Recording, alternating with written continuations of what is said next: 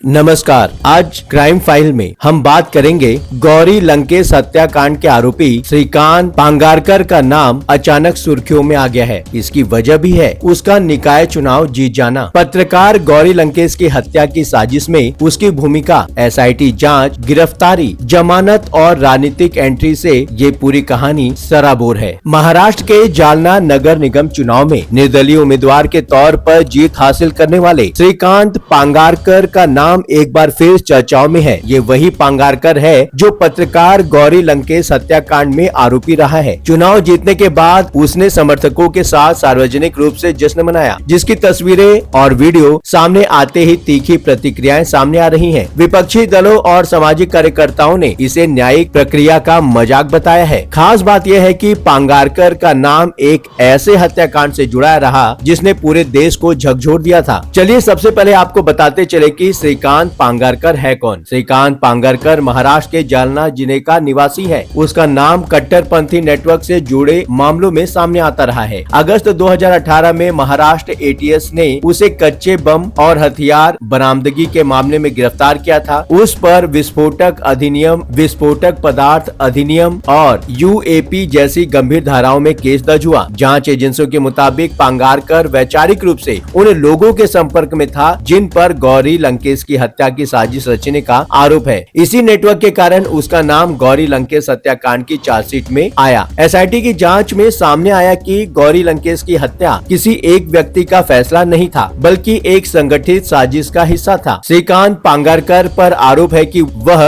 उन वैचारिक और लॉजिस्टिक सपोर्ट देने वालों में शामिल था जिन्होंने हत्यारे को सुरक्षित ठिकाने, संसाधन और संपर्क उपलब्ध कराए। जांच में यह भी सामने आया कि हत्या से पहले और बाद में नेटवर्क के लोग लगातार संपर्क में थे। हालांकि पांगारकर पर सीधे गोली चलाने का आरोप नहीं है, लेकिन साजिश का हिस्सा होने के कारण उसे आरोपी बनाया गया। 5 सितंबर 2017 गौरी की हत्या हुई। उसी शाम बेंगलुरु के राजेश्वरी नगर इलाके में गौरी लंकेश की उनके घर के बाहर गोली मारकर हत्या कर दी गई थी। हमलावरों ने बेहद नजदीक से फायरिंग की, जिसमें उनके सीने में 2 और सिर में 1 गोली लगी। मौके पर ही उनकी मौत हो गई थी। यह हत्या सिर्फ एक पत्रकार की नहीं, बल्कि असहमति और स्वतंत्र विचार की आवाज को दबाने की कोशिश मानी गई। देश भर में इस हत्याकांड के खिलाफ आक्रोश फैल गया था। हत्या के बाद तत्कालीन मुख्यमंत्री सिद्धारमैया ने उच्च स्तरीय जांच के आदेश दिए और एक विशेष जांच दल एसआईटी का गठन किया गया। अतिरिक्त पुलिस आयुक्त बीके सिंह और डीएसपी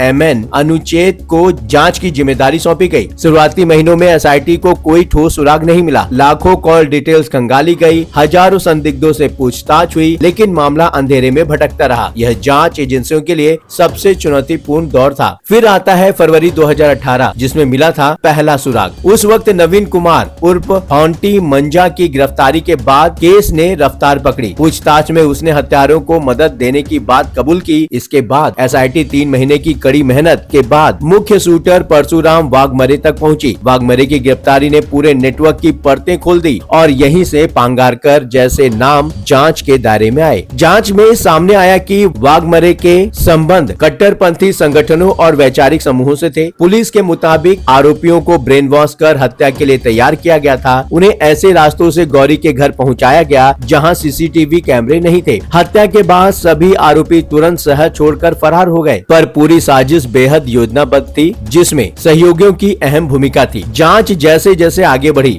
हत्याकांड के तार महाराष्ट्र से जुड़ गए। दाम्भोलकर और पंसारे हत्याकांड से भी समानता सामने आई। इसी कड़ी में अगस्त 2018 में महाराष्ट्र एटीएस ने श्रीकांत पांगारकर को गिरफ्तार किया। उसके पास से कच्चे बम और हथियार मिलने का दावा किया गया है। जांच एजेंसियों का मानना था कि वह उस नेटवर्क का हिस्सा था जो वैचारिक और लॉजिस्टिक सपोर्ट देता था। 4 सितंबर 2024 को कर्नाटक हाई कोर्ट ने श्रीकांत पांगारकर को गौरी लंकेश मर्डर केस में जमानत दे दी। कोर्ट ने यह साफ किया कि जमानत का मतलब दोष मुक्ति नहीं है और ट्रायल जारी रहेगा। जमानत के बाद पांगारकर की सार्वजनिक गतिविधियां बढ़ गई, जिसने पीड़ित परिवार और नागरिक समाज की चिंताओं को और गहरा कर दिया। नवंबर 2024 में पांगारकर विधानसभा चुनाव से पहले शिवसेना में शामिल हुआ, लेकिन भारी विरोध के चलते मुख्यमंत्री एकनाथ शिंदे ने उसके औपचारिक प्रवेश को स्थगित कर दिया। इसके बाद उसने अब जालना नगर निगम चुनाव निर्दलीय उम्मीदवार के रूप में लड़ा और जीत दर्ज की। यह जीत बताती है कि आपराधिक मामलों के बावजूद राजनीति में रास्ते खुले हुए होते हैं। पांगारकर की जीत के बाद सवाल उठ रहे हैं कि क्या न्यायिक प्रक्रिया और राजनीतिक नैतिकता के बीच कोई संतुलन बचा है।